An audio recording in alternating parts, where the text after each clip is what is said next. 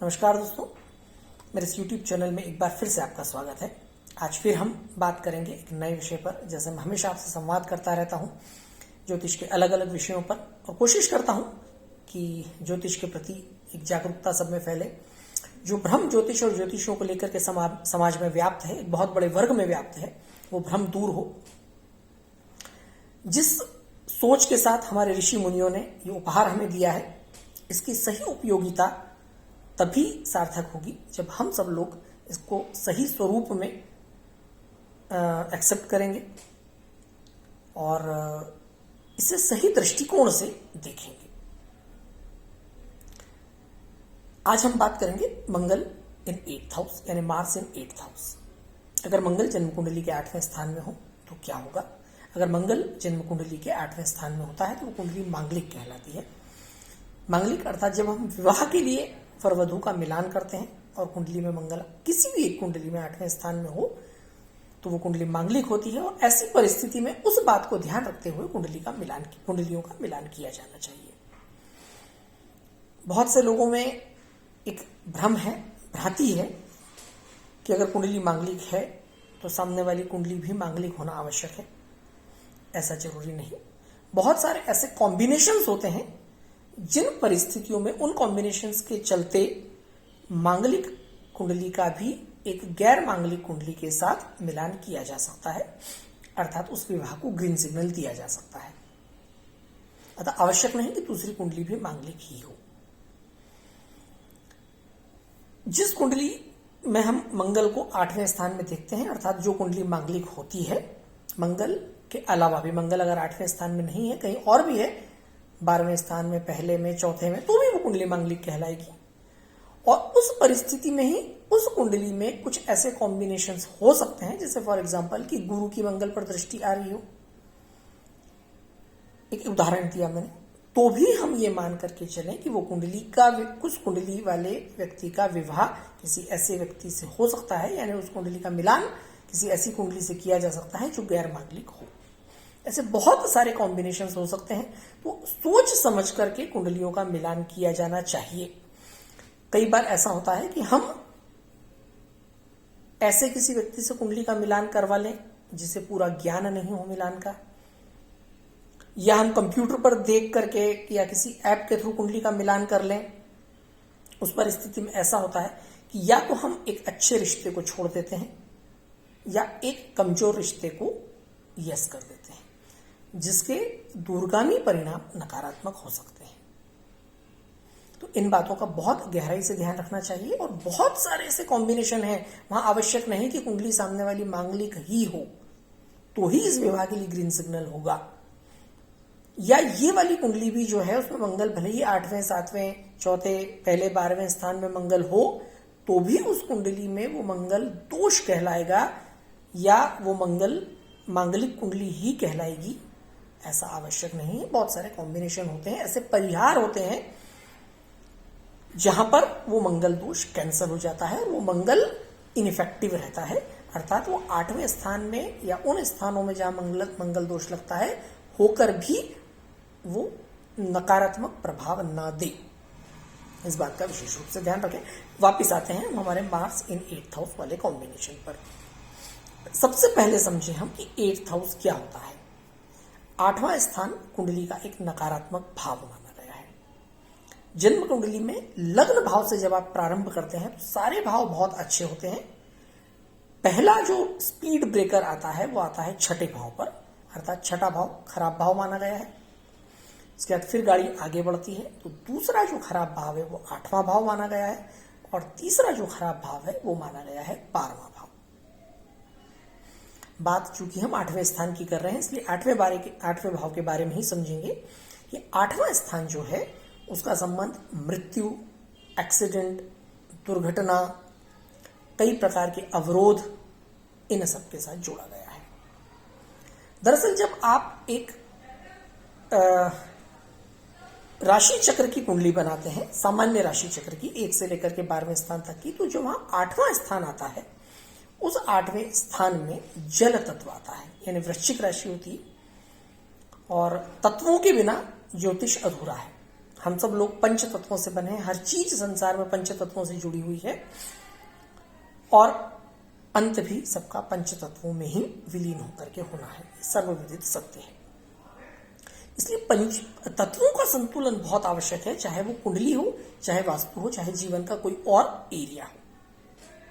तो कुंडली में भी 8वां स्थान में जो राशि आती है सामान्य राशि चक्र में, काल पुरुष राशि चक्र कहते हैं उसे, वहां पर जो राशि आती है वहां जल तत्व आता है, साथ ही स्थिर स्वभाव की राशि आती है अर्थात वृश्चिक राशि। तो जब जल स्थिर होगा तो वो जल दूषित कहलाता है, और जब जल दूषित होता है तो वो डेफिनेटली नकारात्मक होता है। उसमें बहुत सारी इंप्यूरिटीज होती हैं, नेगेटिविटीज होती हैं, बहुत सारे ऐसे तत्व, ऐसे जीव जीवाणु जन्म लेते हैं जो हमारे लिए घातक होते हैं। तो इसलिए अष्टम भाव जो हुआ वो बहुत ही नेगेटिव यानी कि नकारात्मक भाव हुआ। तो 8वां भाव एक ऐसा भाव है कि यहां पर कोई भी ग्रह अगर आएगा तो मूलतः वो बहुत ही खराब फल देता है। ये वो भाव है, ये वो दूषित भाव है जो अमूमन हमारे जो कार्मिक गलतियां होती है, जो हमारे जो दोष रहते हैं कर्मों के, चाहे पूर्व जन्म के हो चाहे इस जन्म के हो, उनका आपके फल का निर्धारण करता है ये 8वां स्थान।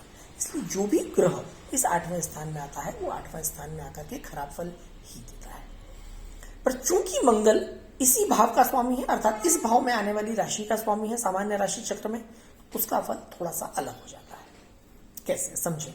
जब 8वें स्थान में मंगल आता है तो उसकी दृष्टि तीसरे स्थान पर पड़ती है, जो कि तीसरे भाव का कारक ग्रह है मंगल। तीसरा स्थान होता है करेज का, कॉन्फिडेंस का, किसी भी कार्य की शुरुआत का, पराक्रम का, अर्थात पराक्रम भाव कहते हैं उसे, आपके छोटे भाइयों का, छोटे भाई बहनों का, आपके अधीनस्थ कर्मचारियों का, छोटी यात्राओं का, और मंगल उस भाव का कारक है। तो मंगल की दृष्टि 8वें भाव में बैठने पर उसकी 8वीं दृष्टि तीसरे भाव पर पड़ती है, तो उस भाव को काफी मजबूत बना देता है। अर्थात जिन लोगों की कुंडली में मंगल 8वें स्थान में आता है वो लोग बड़े पराक्रमी स्वभाव के होते हैं, किसी भी कार्य की शुरुआत करने में देर नहीं करते, बहुत ज्यादा सोचते समझते नहीं है, थोड़े से एग्रेसिव नेचर के होते हैं, उनका एक मजबूत संगठन होता है, दोस्तों को साथ लेकर के चलते हैं, अधीनस्थ कर्मचारियों को साथ लेकर के चलते हैं, उनका ध्यान रहता है, किसी भी प्रकार के व्यक्ति की मदद के लिए हमेशा खड़े हुए रहते हैं, क्योंकि वो पराक्रम भाव है और वहां का कारक कौन है? वो मंगल स्वयं है। तो इनडायरेक्टली वहां पर दृष्टि डाल करके मंगल अपने स्वयं के कारकत्व को, सिग्निफिकेंसेस को स्ट्रॉन्ग करता है, मजबूत करता है। इसलिए इस दृष्टिकोण से तो मंगल का यहां होना बहुत अच्छा माना गया है। परंतु बहुत सारे ऐसे एरियाज होते हैं, जैसे मंगल, मैंने आपको बताया कि भूमि और भवन का भी स्वामी होता है, भूमि पुत्र कहा गया है मंगल को, राइट। मंगल आपके शरीर की एनर्जी का कारक है, मंगल आग का गोला है, एनर्जी देता है, फायरी नेचर है मंगल का। और जब एक फायरी प्लेनेट जल तत्व की राशि में आ जाए, क्योंकि मूलतः तो वहां पर जल तत्व है, स्थिर जल, खराब जल, जब वहां आ गया तो आग, अगर पानी में आ गया आग का गोला तो ठंडा हो जाएगा। तो ऐसी स्थिति में जब मंगल वहां आता है तो कई एरियाज को वीक कर देता है। जैसे हम बात करें तो ऐसे लोगों के लिए हेल्थ प्रॉब्लम्स थोड़ी सी लाइफ में ज्यादा आती है, क्योंकि एनर्जी लेवल लो हो जाता है। फायर ऐसे लोगों के बॉडी की कमजोर हो जाती है, पेट से संबंधित समस्याएं रेगुलरली आना, और पेट से संबंधित समस्याएं अगर आती हैं शरीर के दूसरे एरियाज में भी बहुत सारी व्याधियां जन्म ले सकती हैं। एक्सीडेंट प्रोन होता है मंगल यहां पर, ऐसे लोगों को चोट बहुत लगती है। चोट से मतलब हुआ एक्सीडेंट्स, दुर्घटना, किसी भी प्रकार के जोखिम से भरे कार्य करने में उन्हें कई प्रकार का नुकसान पहुंचने की संभावनाएं रहती है। मंगल यहां पर विवाद का कारक भी बनता है, विवाद भी करवाता है, लीगल डिस्प्यूट्स क्रिएट करवाता है। जैसे फॉर एग्जांपल मंगल तीसरे स्थान में दृष्टि डाल रहा है, ऐसे व्यक्ति लोग बड़े जल्दी एग्रेसिव होते हैं, उनका वाणी संयम बड़ा कमजोर होता है, किसी को भी कुछ कह दिया, कोई भी कार्य करने में बड़ी जल्दी शुरुआत कर दी, बिना सोचे समझे शुरुआत कर दी, वाहन चलाने में थोड़ी जल्दबाजी मचा दी, जोखिम भरे कार्यों में बड़ी जल्दी से कूद पड़ते हैं, आगे कूद गए। तो ऐसी परिस्थितियों में इनको नुकसान पहुंचने का बड़ा खतरा रहता है। मंगल इन 8th हाउस इसलिए हमें कई बार नुकसान पहुंचाता है। ऐसे लोग खान पान में ध्यान नहीं रख पाते हैं, उनकी लाइफ स्टाइल थोड़ी सी कमजोर होती है।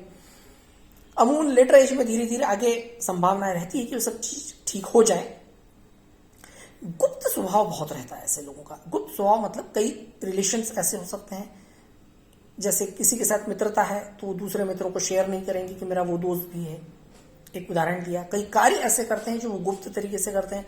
सोसाइटी में जो दिख रहा है वो एक छवि अलग होती है और दूसरे तरीके से उनकी जो आय के जरिए होते हैं वो बड़े अलग होते हैं। ऐसे लोगों को गुप्त धन की प्राप्ति बहुत होती है। गुप्त धन की अर्थात जैसे इंश्योरेंस से रिलेटेड बिजनेस हो गया तो वहां से इनको प्राप्ति हो रही है, एक प्रकार का गुप्त धन हो गया।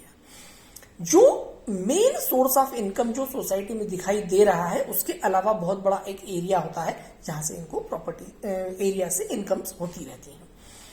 तो कई बार ऐसे भी कार्य हो सकते हैं जो सोसाइटी में दिख नहीं रहे हैं और ये कर रहे हैं, वो अगर लीगल है तो बहुत अच्छा है, परंतु अगर इलीगल है, जो नहीं किए जाने चाहिए, सोसाइटी के बेनिफिट्स में नहीं आते हैं, तो जीवन में इन्हें लीगल प्रॉब्लम्स फेस करनी पड़ सकती है।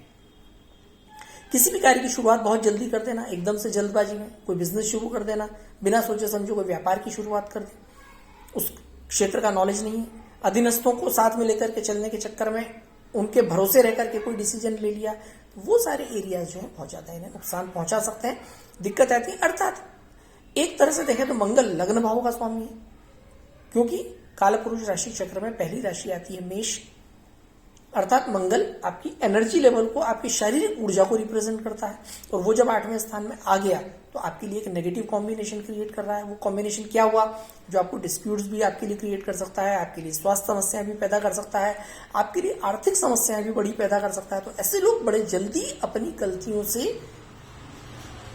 एग्रेशन से, फ्रस्ट्रेशन से कुछ ऐसे निर्णय ले लेते हैं जो स्वयं के लिए नुकसान पहुंचाने की स्थिति निर्मित करें। परंतु हालांकि इस मंगल की दृष्टि जो दूसरे स्थान पर भी पड़ती है, 11वें स्थान पर भी पड़ती है और साथ में तीसरे स्थान पर भी पड़ती है, तो ये तीनों दृष्टियां बड़ी मजबूत होती है और ये लोग बड़ी जल्दी अपनी परिस्थितियों को संभाल भी लेते हैं। ऐसे सोसाइटी में कई एग्जाम्पल्स आपको देखने को मिलेंगे जो बहुत जल्दी नीचे गए और बहुत जल्दी वापस अपनी परिस्थितियों को उन्होंने नियंत्रित कर लिया, ऊपर आ गए। क्योंकि जिन लोगों के पास मजबूत संगठन हो, जिन लोगों के पास हिम्मत हो, साहस हो, एग्रेशन हो, करेज हो, जिन लोगों के पास मित्र हो, 11वें स्थान में इसकी दृष्टि जा रही है तो ऐसे लोगों के पास मित्र होते हैं, एसोसिएट्स बहुत सारे होते हैं, पैसा लगाने वाले तैयार होते हैं। क्योंकि 11वें स्थान पे जब मंगल की दृष्टि होती है तो ऐसे लोगों को अन्य सोर्सेज से इनकम होती है, जैसे भूमि, भवन और दूसरे कई सारे एरियाज हैं। तो ऐसे लोगों के लिए बहुत सारे एरियाज वापस से उठ खड़े होने के लिए तैयार रहते हैं। 8वां स्थान दरअसल मृत्यु का स्थान भी है, जैसे मैंने बताया था। अब मृत्यु का स्थान अर्थात मृत्यु आवश्यक नहीं कि जीवन की मृत्यु हो,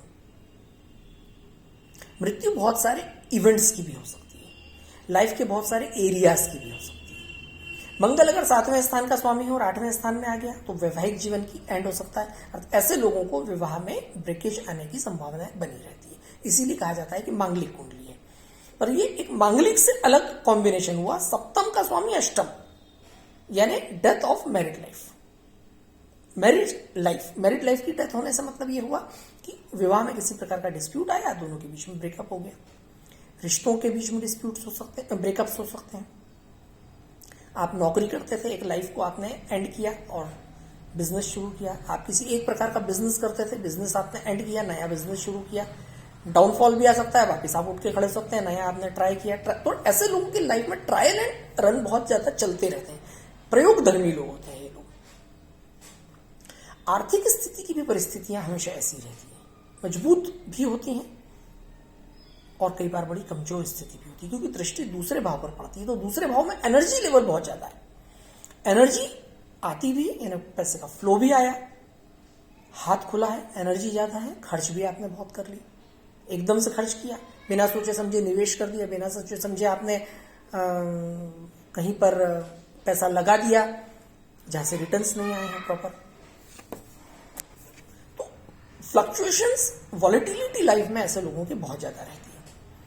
क्या करें क्या ना करें, ऐसे लोग हमेशा एक तो निर्णय सोच समझ करके लेने की कोशिश करें, जल्दबाजी में निर्णय ना लें, एग्रेशन पर नियंत्रण रखें, धैर्य रखना सीखें, अपने अधीनस्थों को, भाई बहनों को, साथ में जो आपके काम कर रहे हैं, जो एसोसिएट्स हैं, उनको सबको लेकर के चलें।